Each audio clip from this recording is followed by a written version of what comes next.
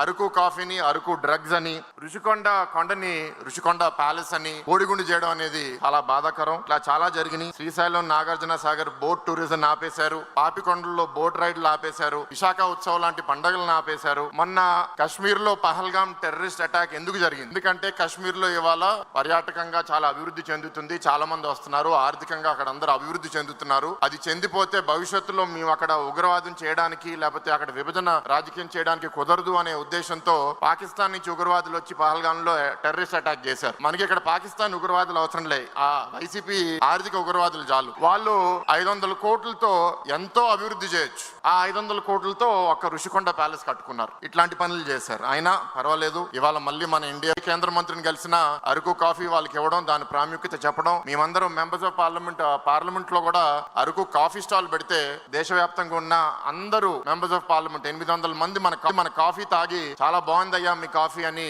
వాళ్ళు కూడా దాని గురించి పోస్ట్ చేస్తుంటే చాలా గర్వంగా అనిపిస్తుంది. వాళ్ళు ఆపేసిన ఈ బోట్ రైడ్లన్నీ మళ్ళీ మనం స్టార్ట్ చేశాము. క్రూజెస్ కూడా వైజాగ్ లో ఒక క్రూజ్ వచ్చింది. ఏదో రోజు ఆ క్రూజ్ అండమాన్ కూడా వెళ్ళాలని కోరుతున్నాను. ఇక్కడ పెట్టుబడిదారులకి మళ్ళీ ధైర్యం పుట్టించి Oberoi hotel, Mayfair hotel, Taj hotel అని ఉత్తరాంధ్రలో, ఇతర రాష్ట్రాల్లో, ఇతర ప్రాంతాల్లో బాపట్ల బీచ్, ఇక్కడ గండికోట, రాజమండ్రిలో అఖండ గోదావరి ప్రాజెక్ట్ అని కేంద్రం నుంచి 200 కోట్లు కూడా తీసుకుని రావడం జరిగింది. ఇట్లా చేసుకుంటూ పోతాం. నాకు తీర్మానం ఒకటి ఇచ్చారు, ఆ తీర్మానం ఒకసారి చదవాలనుకుంటున్నాను. పర్యాటకాన్ని డెవలప్ చేయడానికి ఆంధ్రప్రదేశ్ ని అంతర్జాతీయంగా ప్రమోట్ చేయడం, విదేశీ పర్యాటకులను ఆకర్షించేలా పర్యాటక రంగంలో సుదీర్ఘ ప్రణాళికలు ముందు పెట్టిన శ్రీ నారా చంద్రబాబు నాయుడు గారు శ్రీకారం చుట్టారు. రాబోయే 5 ఏళ్ల కాలంలో టూరిజంలో పెట్టుబడులు సాధించి అభివృద్ధి చేయడమే లక్ష్యంగా టూరిజం పాలసీని ప్రవేశపెట్టి పర్యాటక రంగాల్లో దాదాపు 25,000 ఉద్యోగాలు తొలి దశలో, ఈ 5 సంవత్సరాల్లో నా అంచనా ఇంచుమించు 2 లక్షల ఉద్యోగాలు పర్యాటక రంగాల్లో వస్తాయని చాలా బలంగా నమ్ముతున్నాను. ఈ కూటమి ప్రభుత్వం కూడా మానాడు వేదికగా నేను అభినందిస్తున్నాను. అటు ఉత్తరాంధ్ర నుంచి ఇటు రాయలసీమ